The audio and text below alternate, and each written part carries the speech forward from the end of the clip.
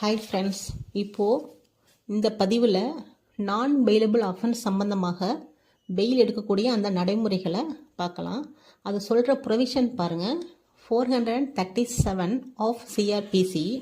அதே நீங்கள் பிஎன்எஸ்எஸ் எடுத்துக்கிட்டிங்கன்னா 480 ஆஃப் பிஎன்எஸ்எஸ். இப்போது இந்த ரெண்டு ஆக்ட்லேயுமே உள்ள அந்த ரெண்டு ப்ரொவிஷன்லையுமே என்ன பண்ணுறாங்கன்னா 7 சப்செக்ஷன் இருக்குது மொத்தம். அந்த ரெண்டு ஆக்ட்லேயுமே சேமாக தான் இருக்குது. Same subsection and same class. சரிங்களா? எந்த ஒரு டிஃப்ரெண்ட்டான கண்டென்ட்ஸோ எதுவுமே கிடையாது.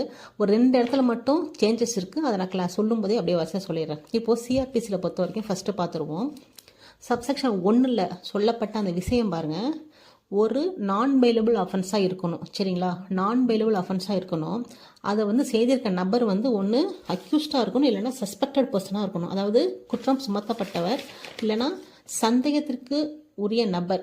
அந்த சந்தேகத்துக்குரிய நபர் பாருங்கள், காவல்நிலை பொறுப்பு அதிகாரியால் வாரண்ட் இல்லாமல் அடைத்து வைத்திருக்கும் போது அல்லது அந்த அக்யூஸ்டை அரெஸ்ட் பண்ணியிருக்கும் போது, மூணாவது பார்த்தீங்கன்னா உயர்நீதிமன்றம் அல்லது மாவட்ட நீதிமன்றம், இந்த ரெண்டு நீதிமன்றம் அல்லாத மற்ற நீதிமன்றத்தில் அந்த அக்யூஸ்டு ஆஜராகும் போது, இல்லைன்னா அந்த அக்யூஸ்டை ப்ரொடியூஸ் பண்ணும்போது, கொண்டு வரப்படும் போது அந்த நபர் என்ன பண்ணலான்னா ஜாமீனில் விடுவிக்கப்படலாம் அந்த நீதிமன்றத்தால். எந்த நீதிமன்றத்தால்னா அந்த ஹைகோர்ட் அல்லாத, டிஸ்ட்ரிக்ட் கோர்ட் அல்லாத மற்ற நீதிமன்றங்களால் அந்த நபர் விடுவிக்கப்படலாம் என்று சொல்லிட்டு கீழே பார்த்தீங்கன்னா ஆனால் சொல்லிட்டு கீழே 2 கிளாஸ் அதே போல் 4 ப்ரொவிஷன் சொல்லியிருக்காங்க.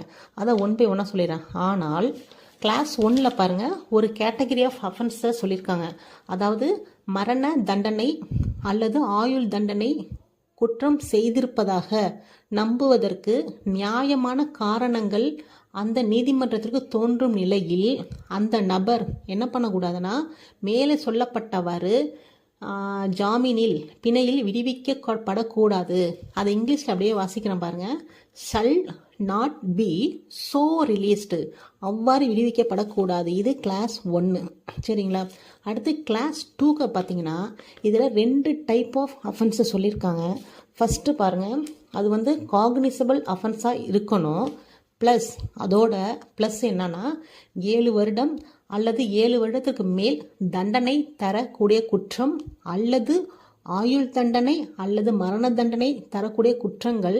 இந்த மாதிரி குற்றங்களில் அந்த நபர் ஏற்கனவே குற்றவாளி என தீர்ப்பு பெறப்பட்ட அந்த நபருக்கு மேலே சொல்லப்பட்டவாறு பிணை வழங்கக்கூடாது.